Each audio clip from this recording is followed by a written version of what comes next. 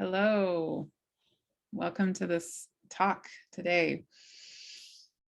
And in this video, I'm with Kathleen Joan. I'm really happy to be talking with you, Kathleen. Kathleen is going to be sharing with us about the re-emergence of Brigid, which is a topic I know basically nothing about.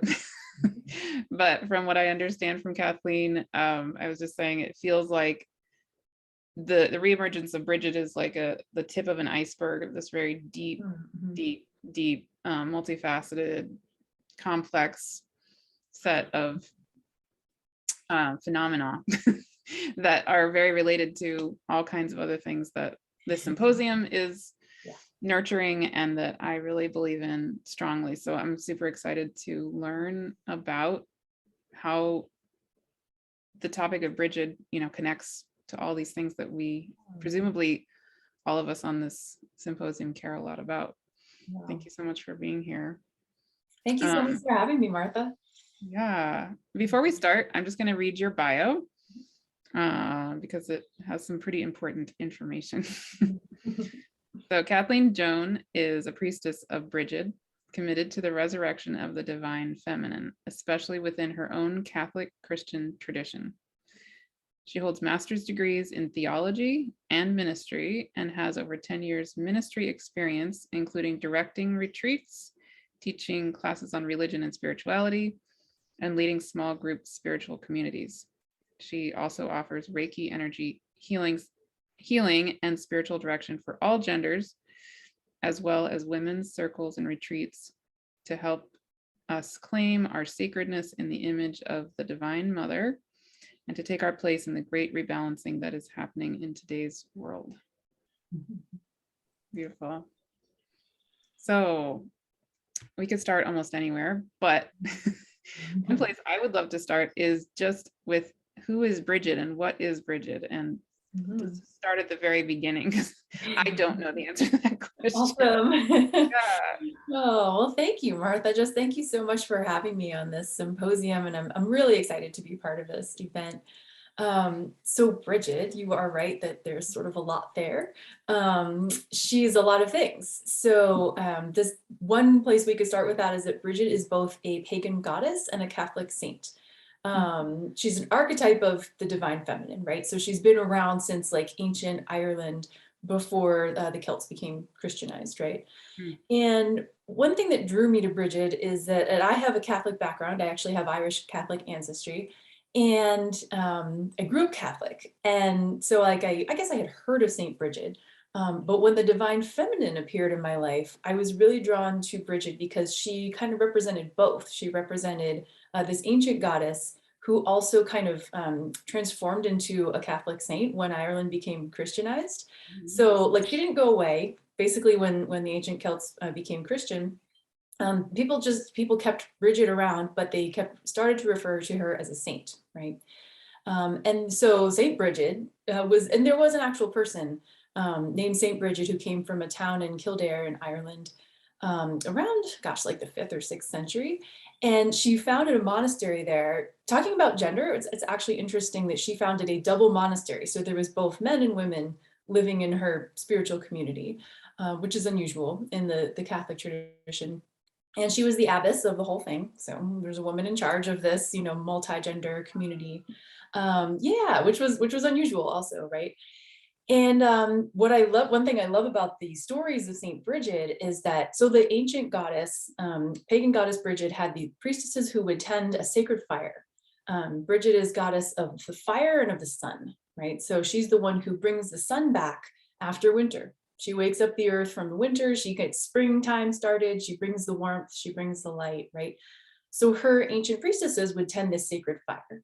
Well, Saint Brigid, when she started her monastery in Ireland, her nuns kept that fire burning in the Catholic convent. And that fire burned for hundreds and hundreds of years. So it's this idea of like keeping the flame of the goddess alive, right? Similar to Vesta. Yes. Yeah. Very similar to Vesta, right? So the tending of the sacred fire, right? Brigid is a triple fire goddess. So she's goddess of devotion, like the temple, that's like the sacred flame. Also goddess of the hearth. So like hospitality and cooking in the home and welcoming people, right? Also goddess of the forge, like a blacksmith's forge. So like the fire of our work and our creativity. Yeah, so there's all these representations of fire around Bridget. Anyway, but I just loved, as a Catholic woman who was feeling drawn to divine feminine, I was just fascinated by this idea that like Bridget didn't go away, right? When patriarchy kind of took over, this divine feminine goddess stayed alive within the tradition of patriarchy. Her flame kept burning, even within this Catholic convent, for hundreds of years. And then there's actually an order of Brigidine sisters still today in Ireland. And you can go and see where they have like the flame of Brigid. It was relit in the 1990s. They have a spirituality center, and you can go and they have a little candle on the floor and they're like, that's the flame of Brigid. So it's still there, right? Like it's still going. So one thing I see in Brigid, to kind of start in this place is kind of like of the divine feminine, the goddess, right? Surviving under patriarchy, transforming in the ways that she needed to, but staying alive, as women have done, and as the divine feminine has done for so many years under patriarchy, right?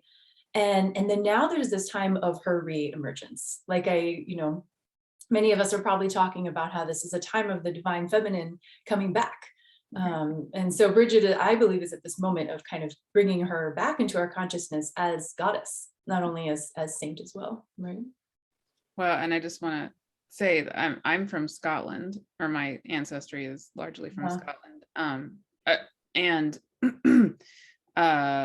when we trace our ancestry back, of course, I'm from my family lived in various parts of Scotland and England, and I'm Western European mix of everything. But my great grandfather immigrated specifically from Western Scotland, and so of course, when we take our ancestry back, we're also from Ireland.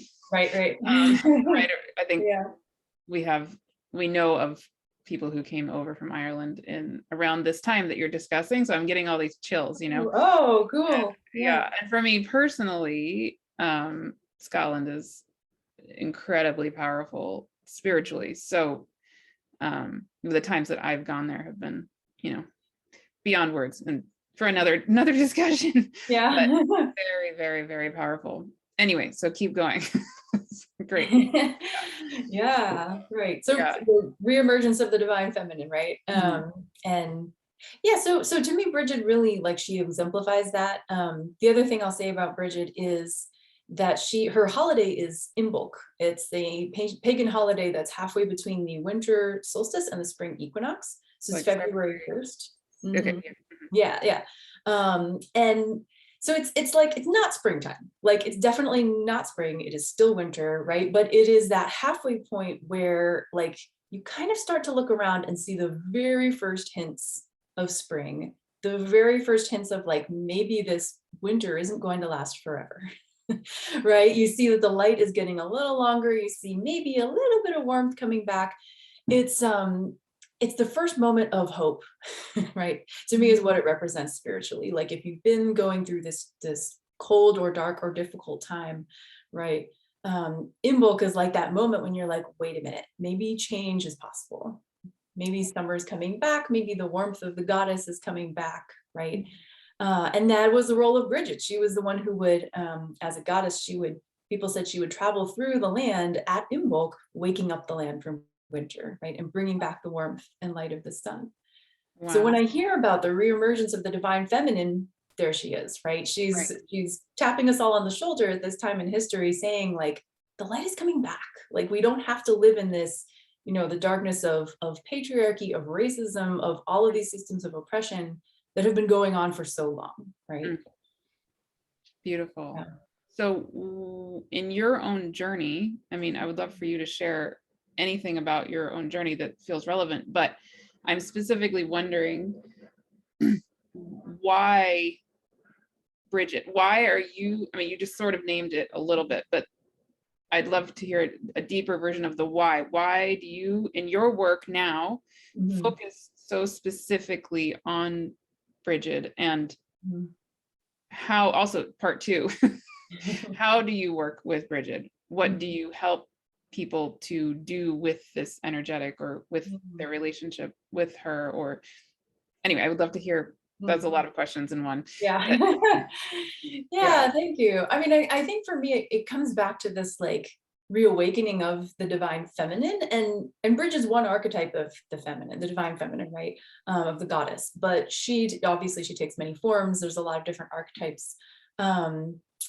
Bridget is the one that embodies for me this like reawakening or rekindling, and that has been a major theme in my own journey and in my own life. So yeah, I think I mentioned I come from a Catholic background. Like I grew up Roman Catholic. I was very like devoted to my faith and to the spiritual journey. But I always knew something was off with gender. Like we're having a symposium about gender. Like I always knew, and there's something in the Catholic Church was not right when it comes to gender and sexuality. I mean, and that's a whole nother talk, right? Yes. That's a whole other talk. But the thing that I knew, that I personally knew from a very early age, was that there was something wrong with women not being able to be priests, right? And that I would go to mass and kind of sit in my place in the back, where there had to be a man who was standing there in the person of Christ, right? So there was something about like being male and being Christ-like and being God-like that all went together. And being female was separated from that. It was distanced from that sacredness, right? Because of my femaleness, I couldn't stand up and preside at a mass, right? I couldn't consecrate the Eucharist, all that kind of thing, right? And so that hit me from a very early age, as like femininity is somehow separate from the divine, right? There's this, oh, totally. There's this deep wedge that gets driven in, right? Between like, there's something separating me from God, and it's my gender. It's my biological sex, right?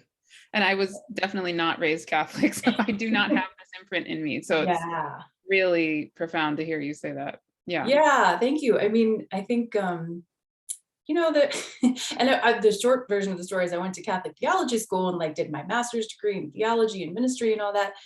There's an awful lot of running around in Catholic circles about why this is appropriate or is not appropriate. But what I always kept coming back to is like, yeah, there's this deeply ingrained in the theology and the tradition sense that femininity separates us from God. And I knew that was wrong, right? Which, by the way, is not Jesus. Like, let's be very clear about that, right?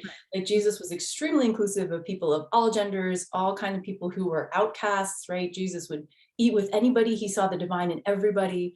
So that was his whole thing. And that's just unfortunately not what is being embodied in the current gender norms, right? As they're set up in that institution. And so, like I did my whole, like I volunteered with nuns after college.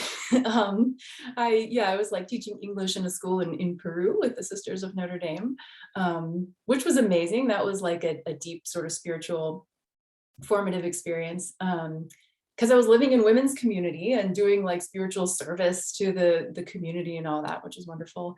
That made me decide to go to theology school. And I did my whole theology degree and wrote my master's thesis on how women can be images of Christ. I mean, addressing that wedge that I had felt was driven in very early, right? But never did it occur to me. Well, or it might have occurred to me, but I didn't talk about it much publicly or with my friends to start naming God herself as she. Wow. Like, that was a step that I didn't take until after my theology degree, right? Which was kind of like, I'd done this whole thing about like, oh, women can embody Christ, which I believe is true, right? The Christ consciousness is present in all of us. Right. But only in my own journals privately would I ever refer to God as she. Like, so I was kind of doing that, but I didn't know anybody else who did. I was a little sheltered. I hadn't encountered like, communities that worship the goddess. Like that was not part of my experience. So, there was this deep sort of spiritual wounding specifically around gender, right?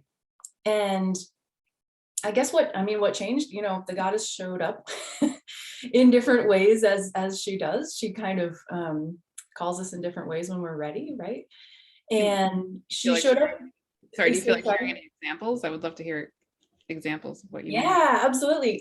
She showed up in a couple ways after when I was finishing my master's work. So one was I met the Hindu saint Amma. I don't know if you've ever heard of her. Yeah, of course. Yeah. my son, anyway, long story, but he actually got a hug from her a few years ago, and he's now 15. I think at that time he was just turning 12 or something. And he's, you know, he he said that it took him from being atheist to being agnostic. Because it was such a profound, he said, I think these are the kinds of things you're not supposed to discuss because they're so profound and deep. It's like this little 12-year-old Buddha who thinks he's atheist, but then he became agnostic because of her. Anyway, keep going. Yes. Right. Well, okay, so she's transformative, clearly, yes. Right? Yes. Yeah, well, she was transformative for me. I mean, yeah, I got a couple of hugs from her. I used to live in the San Francisco Bay Area, and she had an ashram not far from there. So I would, you know, and she would come like twice a year. So I went like several times over a period of a couple of years. And yeah, I would say she took me from being kind of like Catholic feminist to like maybe goddess, like open to the idea of goddess, right? I mean, not that I had never like, I don't know, it was just the right time for that to emerge, right? Because what she does is she embodies from her Hindu tradition. There's all this, you know, worship of the divine feminine in different forms and different goddesses, right? And she embodies the goddess. So you've probably seen this. She dresses up as the goddess, goes into Devi Bhava, like goddess mode, right? And sits there and hugs everybody, which is exactly what the goddess would do if she were sitting there in person with us, right? Just this expression of unconditional love for like everyone. And so I'm sitting there like watching this amazing, it was like this cultural experience, right? And like introduction to this beautiful like Hindu tradition, and watching her hug everybody dressed up as the goddess. I'm sitting there going, wait, you can do this? like you can name the divine as she. I think there was a chant that was 1,000 names for the goddess, and they started chanting 1,000 names of the divine mother, right? Oh, and wow. I was like, not only does she exist, she has 1,000 names. Like it was so amazing. Like there's 1,000 ways we can relate to her, to she as her. Oh my God.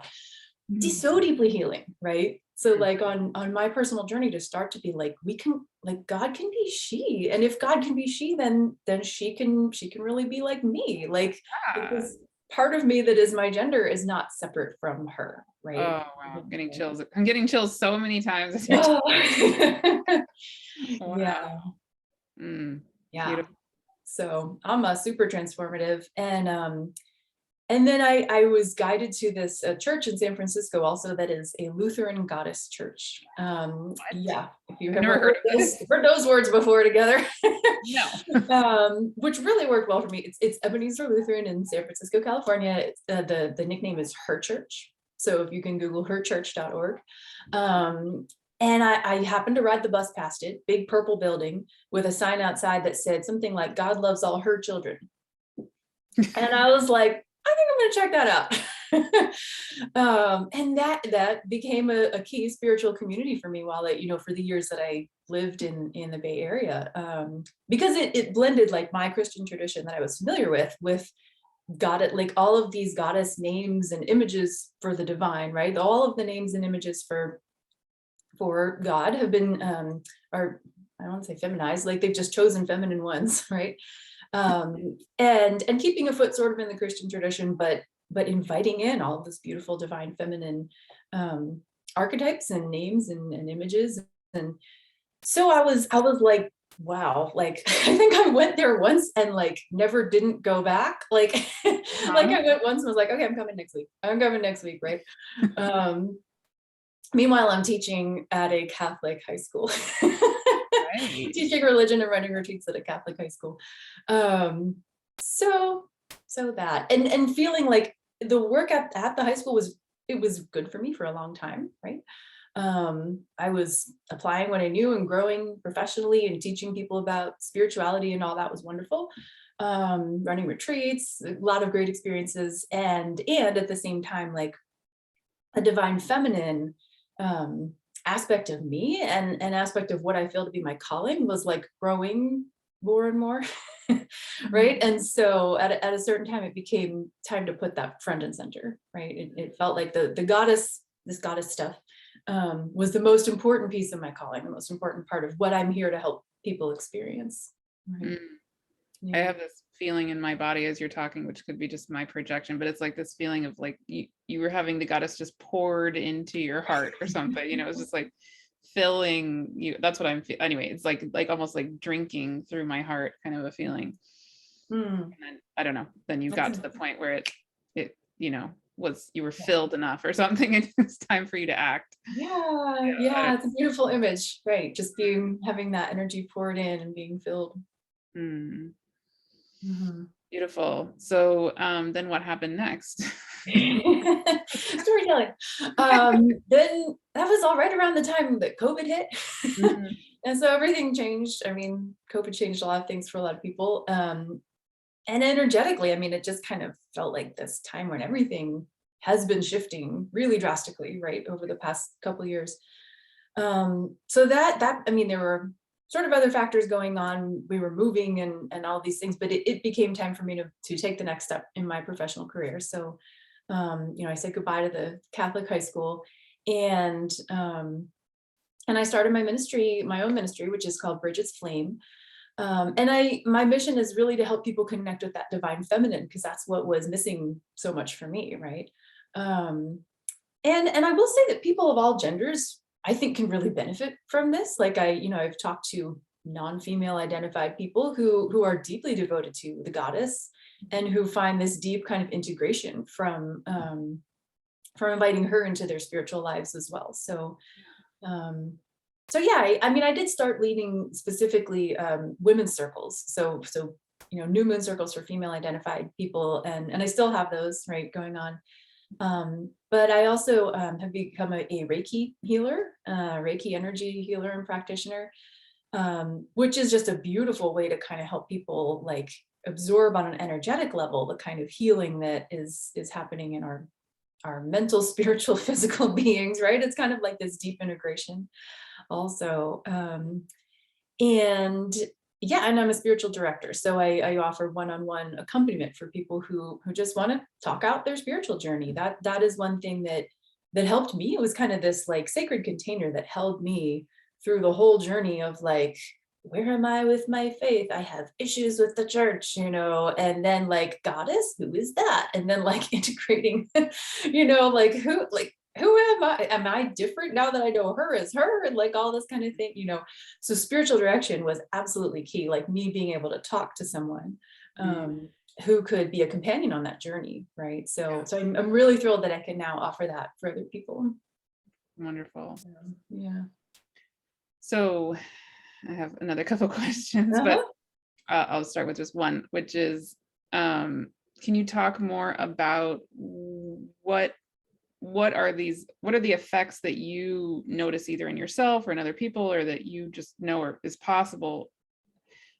What happens when we feel this reemergence in ourselves of the energy of Brigid, or I don't know how you would phrase it, but what happens essentially when the reemergence of the feminine happens in us, or in what's potential in our world? What's the potential? Yeah. What is possible? What are we looking at as she emerges? Yes, exactly. At this time in history, what is the effect? Yes. So, I mean, for myself, like starting kind of with my own journey, deep self-acceptance and like validation of my worth as a human being, right? As a feminine bodied human being. I think one thing that happens is when we have only male images of God, and by the way, this happens with like when we have all like white images of God as well, right? Or we only portray Jesus as a white man, which he was not, right? Whatever we portray as the divine, we start to notice that and to regard that as sacred, right? And it works in our subconscious. So even if we sort of tell ourselves, well, God has no gender, if we're only ever seeing, right, the masculine images of the divine, that's what we come to regard as sacred and as valuable and as holy, and we start to think it's normal, right, that people who look like this image of God are going to be in charge because they're the most godlike, right? Or going to have the most power. And they're the most valuable. And they're the most valuable, the most worthy, the most human, right? The most fully human. So one thing that happened, for me, yeah, there was this deep sort of psychological, emotional, mental, and like that's the process that never ends, right? But this deep sort of integration of like everything that I am is holy, is sacred, is valuable.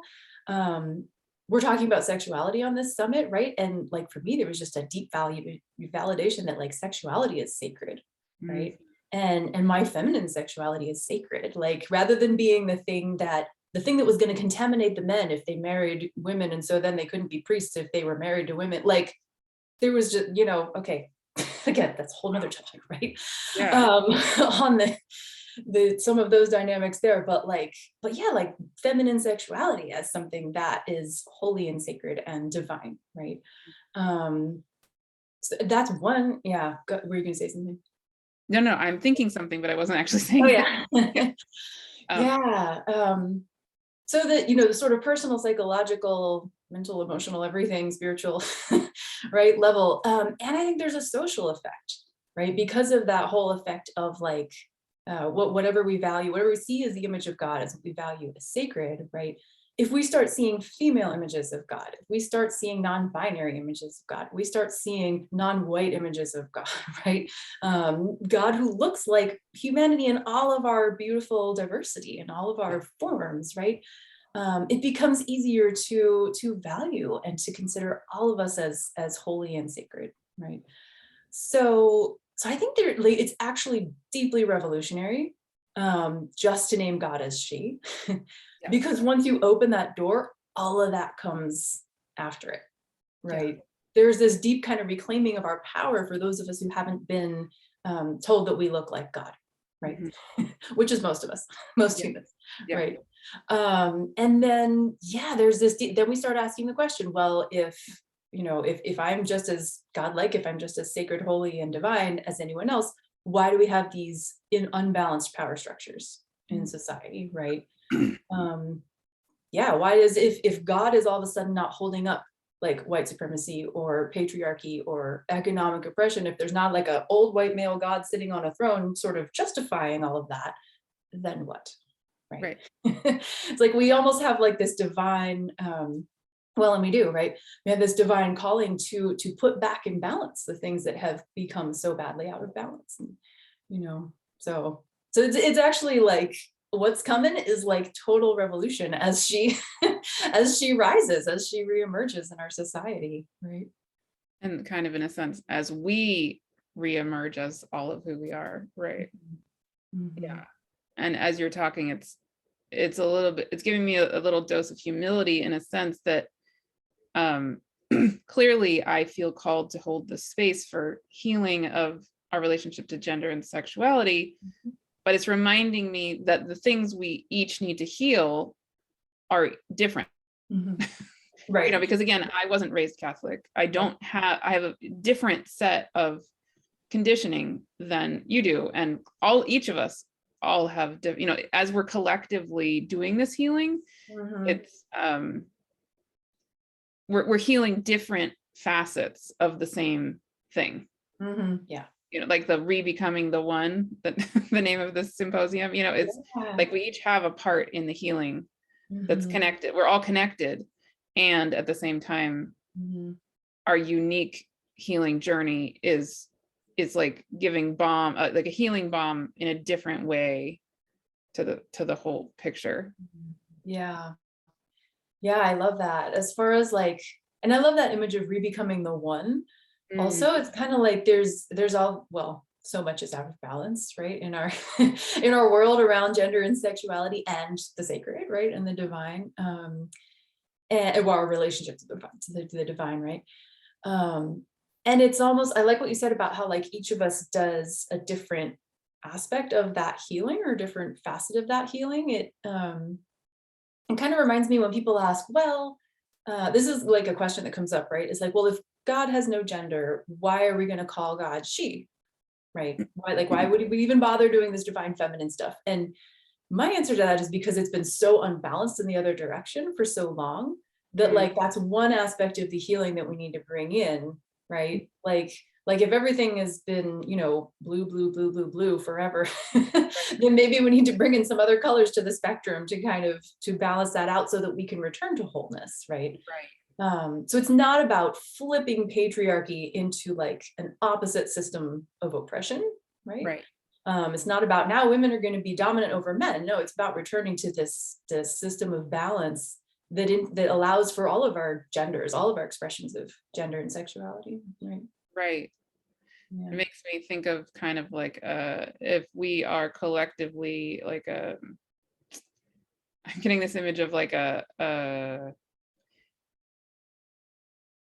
something that would turn into a statue. It's an odd image, but okay, let's pretend we're creating a statue and we've been pouring cement into one half of it and the other half is pretty empty.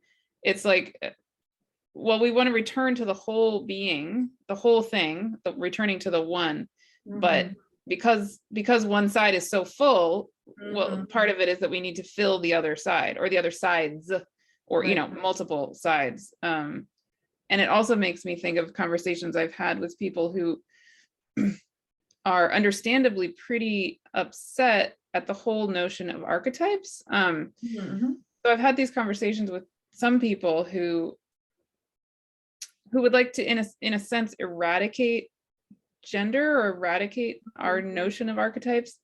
And so I've been sitting with that question a bit over the last few weeks. So it brought up for me, well, what is important to me personally in terms of, it brought up the question of, do I feel like there is a medicine in the use of an interaction with archetypes?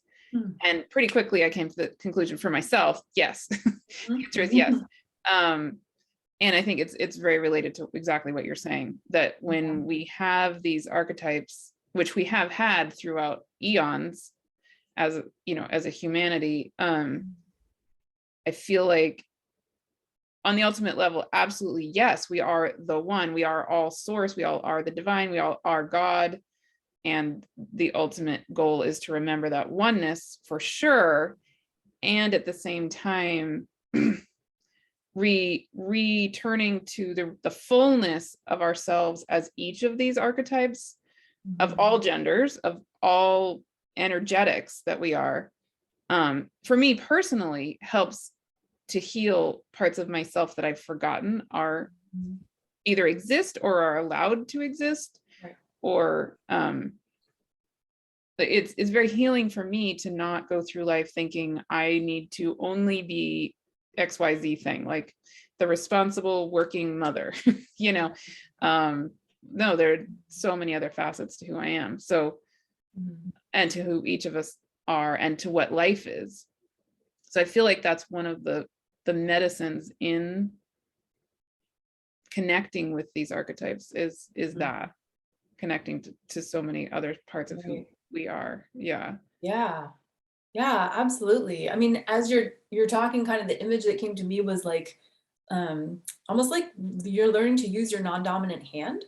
Like, oh, interesting. Like I'm actually a very like left brain cerebral, like verbal person, like I'm right-handed and I do a lot of, I'm really like into language. I mean, I'm a writer and all that. So like all of that left brain kind of stuff tends to be kind of dominant for me. And so for me, actually part of encountering the goddess has been like getting more in touch with my body and my like instinctual kind of physical knowing of things, like, so living less up here and more in the emotions and more in, the physical. And so, yeah, that just kind of came up as far as like, if we want wholeness, we almost have to start like re-emphasizing what has not been emphasized as much, right?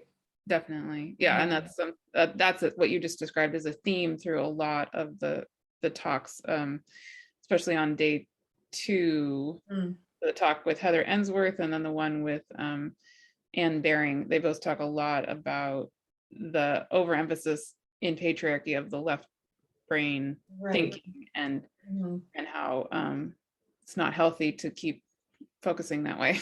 Right. because we are so Yeah. much more than our rational analytical Right. mind. Not that that isn't important, that is great, and science is wonderful, and we love Right, science. we need that. Yeah, we definitely need Yeah. it. Yeah, absolutely. And to come, I mean, I also am, I grew up like very academic-y, straight A student, overachiever type kid. And yeah, same, like I can Not tell. healthy. It's like not healthy at all, right? Yeah.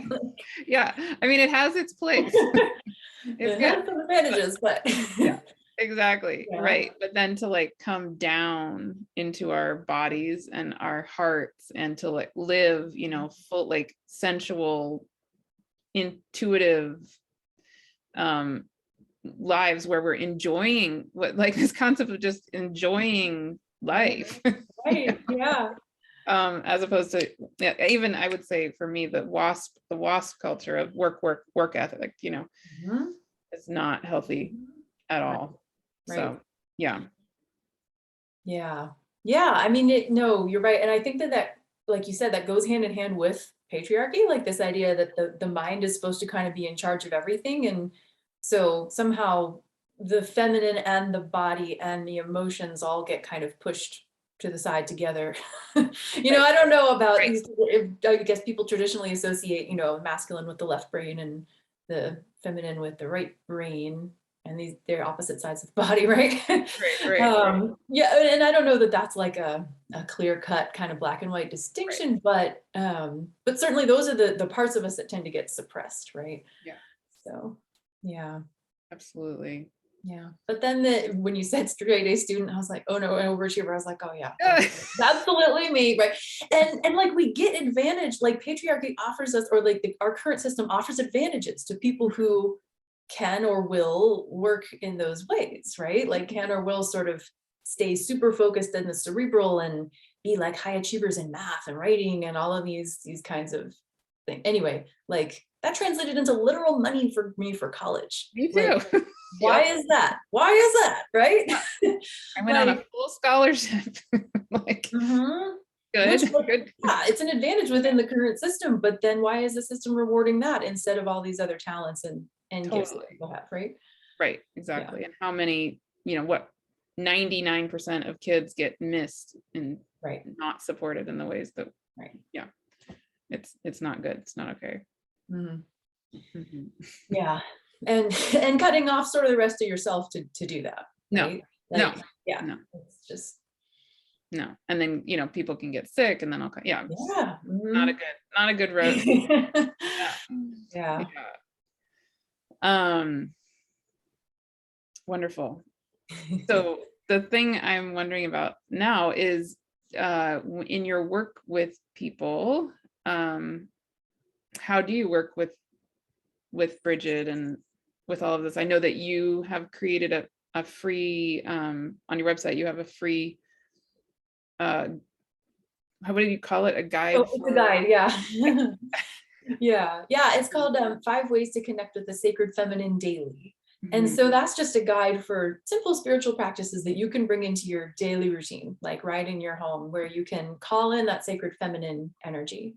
And again, being connected to community is super helpful, right? And there's sort of the like just setting the intention and working in kind of your own, simple personal spiritual practices can often open the door to that. To calling in and inviting more divine feminine energy and opportunities to appear in your life, right? So beautiful. Yeah, so that's there on your website, which will be linked with this video. But so in general, with clients, with people, could you talk a little bit about, just what are some things that you hold space for people to do, or what are some ways that you've worked with people or even with yourself? Specific, like I'm just thinking, like, what are some specific things that you encourage or thanks. I think a lot of it is about returning to that balance and wholeness, so that the re-emergence of the divine feminine, like I think we've been talking about, right, kind of involves a lot of healing for parts of ourselves that have just been not emphasized or forgotten or even like demonized, right? So one way that I hold space for people is one-on-one and spiritual direction, to kind of talk through like whatever's coming up in your spiritual journey. And that, that can be a deep and sacred processing space for people to bring their relationships with the divine, right? And talk through. For me, it was like I'm talking through like, oh my God, here's the goddess. What, like, what's happening? Why am I calling her she? And where has this been all my life, right? And then what am I called to now? Like that was kind of the next step for me, right? So spiritual direction can kind of hold space. That's why, like, the way that I refer to it is kind of like claiming your sacredness, right? That deep returning to the idea that we are sacred, we are holy. And I believe that she, the divine will lead us to that if we create that sacred space in our lives to listen, right? So when it's kind of like when we create this space and we open up to being guided by her, she's essentially going to do the rest, right? She's going to guide us in ways that, and I'm using she because that's my sort of side of the healing that I'm working on, right? With myself and others, but of course, the divine in all of their genders, right, is going to lead us to the healing that we need. So spiritual direction is a sort of a container in which we hold space for that, me as the director and the person who's doing their spiritual work in that way. So that's one. And another thing that I do offer is the women's circles, so new moon goddess circles. And that's a fun one because it's part of a group called the Wild Woman Project, which is a global network of women's circles. So we're talking about, there's women's circles all around the world talking about similar themes and similar sort of activities and explorations at the new moon. And that's fun because we dive deep into our intuition. So there's like guided meditations, some journaling and some sharing, and that's a place for female identified people to, first of all, listen to that inner guidance, right? Listen to that intuition, which gets blocked like all the time in the current culture and patriarchy, because A, we're not supposed to listen to women because, wisdom comes from the masculine, and B, because we're if we are listening to ourselves, we're trained to listen only to our heads, right? So we really take the opportunity to dive down through guided meditation into our intuition and listen to whatever comes up there. And then we hold sacred space to listen to one another and to just hear and witness that, each woman is speaking her truth. Mm-hmm. And it's really kind of this powerful process of just like, hey, like, here's what my intuition is telling me, and this is my truth. And nobody's going to tell me I'm wrong. Nobody's going to, question it or try to take it apart, logically, or just like there's space for us all to have our truths, right? And I think that is often deeply healing for female identified people, right? To be in a circle. And then there's some like fun, silly stuff that may or may not go on when wild women gather under the new moon on Zoom, so that's a fun, it's a fun way to let out our intuition and our playful side, and just to be together in community, I think is deeply healing, And is there any particular significance for you for holding it on the new moon? I mean, I can think of lots of reasons, but for you, is there any? Yeah. I mean, I know people have different perspectives on like the meaning of the different phases of the moon, right? I tend to identify with the one where the new moon is the beginning of the moon cycle, and it's kind of the equivalent of like the winter solstice in the calendar year. It's like, the moon is dark, there's the least light, we are at our lowest energy physically and mentally and in the outside world, but it's a great time for going in and contacting kind of our inner knowing within, right? And it's a good time to set an intention that you want to see grow throughout the rest of the month, as the light of the moon grows. So, and I've heard that in some traditional societies, women used to always menstruate together at the new moon. And that was like that the earliest form of women's circles was, the women would all take time off from their regular work and their lives, right? And essentially have like women's circle, like go off and have time for them to be together and talk with one another as women during their menstrual phase. And so, I've also heard people say, no, that was the full moon and all this, but for me, it holds some of those sacred, connotations. Mm-hmm. So beautiful. And yeah, I love the image also of which I've heard of, women going together to menstruate at the same time, and then that being a time when the wisdom of the divine would particularly come through, and then they would go back to the community with the wisdom that's come through during that time. Mm-hmm. Yeah. Yeah.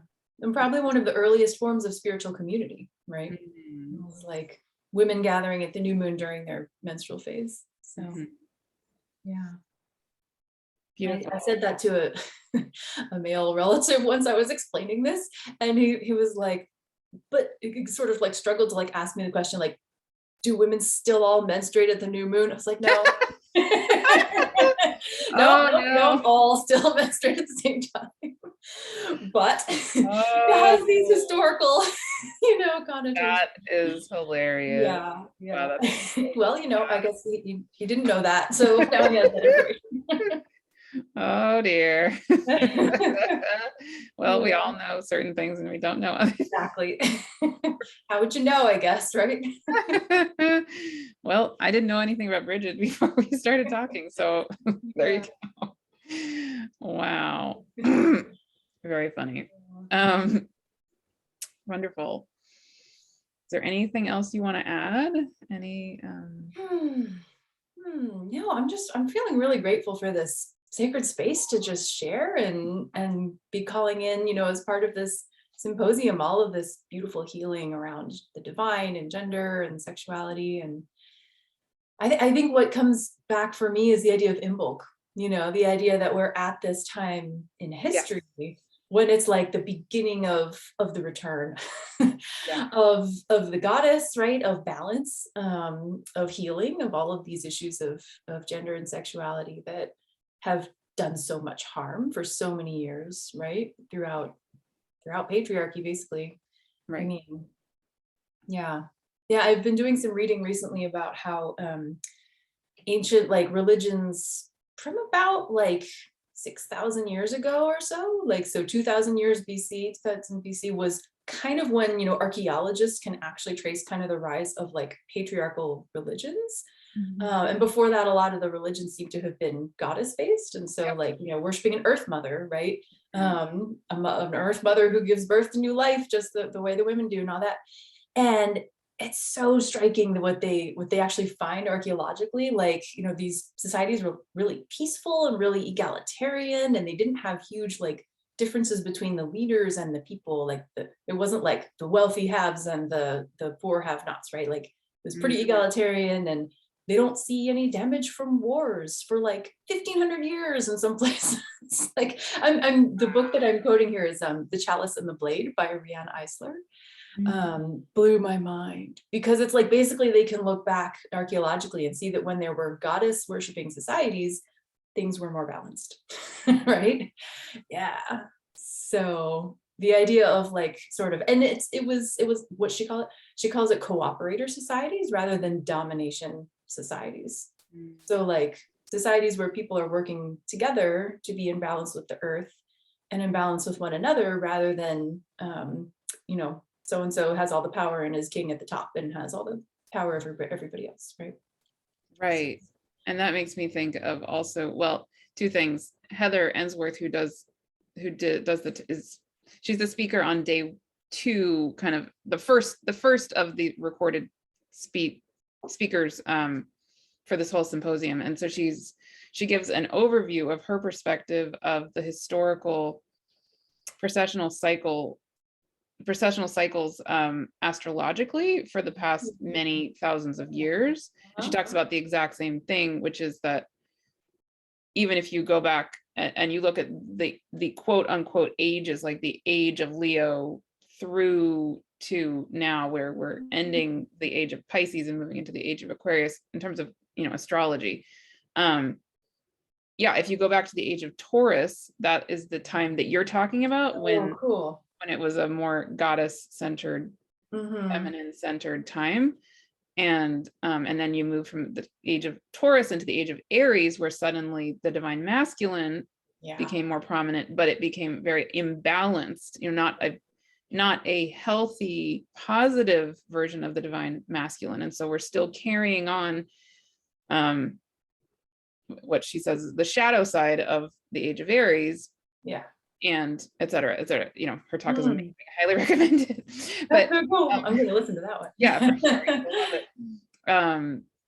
Right. And so what she talks about moving into the age of Aquarius is not so much that we would, you know, return to the age of Taurus, but that we're moving into a time where we're going, hopefully, maybe we have the potential to incorporate bring back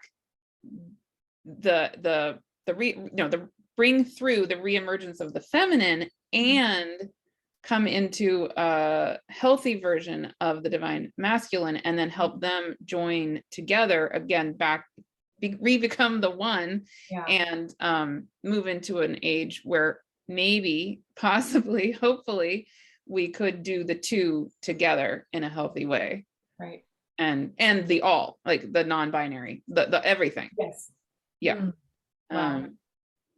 So I think that's really fascinating. And it also brings up for me, if I think back to myself as a 19-year-old, 20-year-old, you know, strong feminist, when I mean, I'm 45 now, right? So I'm speaking 25 years ago.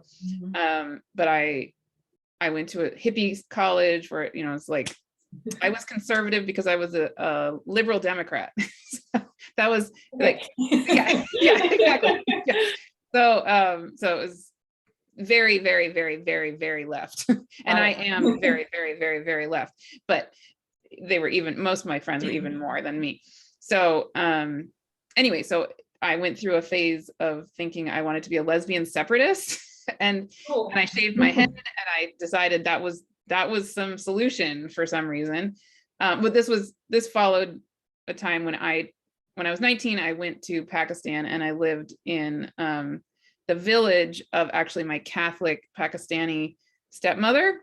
Wow. I grew up all over the world. So cool. Context. Yeah. So anyway, I went and stayed with her family in a very, very, very poor village in Pakistan for part of my time in college. And so during that time, I, of course, saw the incredibly horrific gender imbalance there, and came back to the United States and couldn't deal with this gender atrocity, you know. So I decided to be a lesbian separatist, which lasted, I don't know, a few months until I realized I wasn't actually lesbian. That wasn't going to work. Oops. Yeah. But looking back on it, it's just so it feels metaphorical to our collective process. It's like we went through a time of the feminine being suppressed, and then a lot of the feminine comes up and has justified rage, and at the same time, as we mature, I'm speaking for myself, but I think a lot of us probably can relate, is in a more mature state, to live in that, you know, polarized, angry way of being isn't actually the solution, right? You know, so definitely it feels very important to be a feminist. I actually am. I'm definitely a feminist, but I want to move on into a mature way of joining these energies, as opposed to being the No, yeah, thanks for naming that. I mean, I do think there's often like you said, like a justified rage kind of stage, right? Where like where it's that sort of important setting of boundaries, and being like, hey, like all of this that has been going on is not okay, right?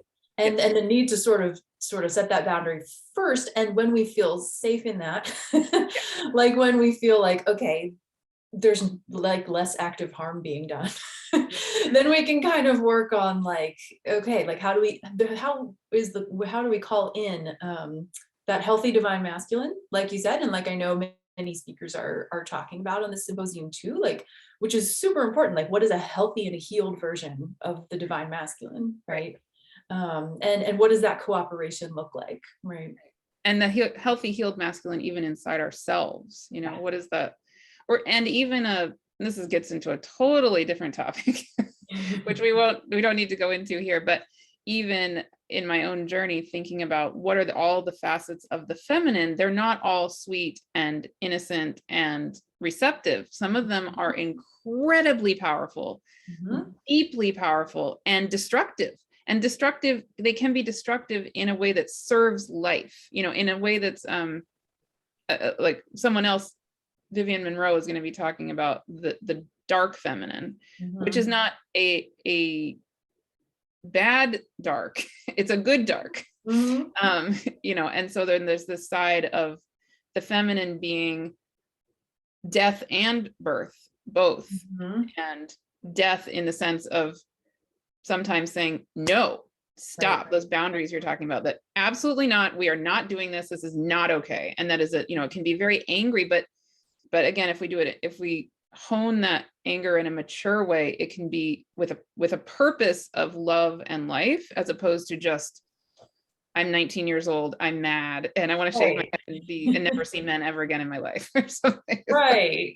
Which is not mad when you're 19. Like, I want to validate the mad 19-year-olds, right? Yeah, totally, definitely. And at the same time, well, and I love this this archetype. Well, speaking of archetypes, archetypes work for me as well. Like, I find them helpful, and talking about like kind of astrology as well. Like, if there's like a dark goddess, like, to me, I think Scorpio, right? Like the time of year that is like, the sort of the autumn when the earth is dying, and like we're letting go of what needs to be let go of, right? And sort of the cleansing out of what is not needed or what is no longer appropriate, right? And it's funny because Brigid is such a bright goddess. Like, she's the sun and she's fire, and like I'm a Taurus, and it's like that springtime energy, and it's like that, we're bringing back the goddess and the returning of the light kind of thing. So I just recognize in myself, like I tend to fall more in the goddess of light and fire, and like bringing back to this, but that dark goddess is so important to balance that, right? Yeah. And Taurus and Scorpio are the polarities. Yeah. Right. So if I'm the Taurus, I'm sitting here going, we're bringing back the fire. And then like, we need people to be like, and it's Halloween sometimes, right? Like, so yeah. Well, and even fire, right, can be destructive. I mean, that flame of creativity can also be a flame of clearing out what is not needed, right? Absolutely, for sure. Yeah. Wonderful. Anyway, all of the goddesses, all of the signs, all of the archetypes. Yeah, and I even think of Venus. Well, there's going to be another talk, which I'm super excited about. I haven't recorded this one yet, with someone named Ada Pembroke, who's going to be talking about Venus and the moon and their ancient associations with the masculine. Which I want to hear that. Fascinating. I have not heard of that. I want to hear that. I know, me too. Yeah, and not even, and so I never have heard of that, and I'm really excited about that. But also, even just when we take Venus, we think of Venus as being associated with beauty and sexuality and money and whatever, Yeah. But she's also a warrior goddess. She had absolutely had a powerful side. So none of this is just one dimensional, and none of us are one dimensional. Right. Yeah. Exactly. Yeah.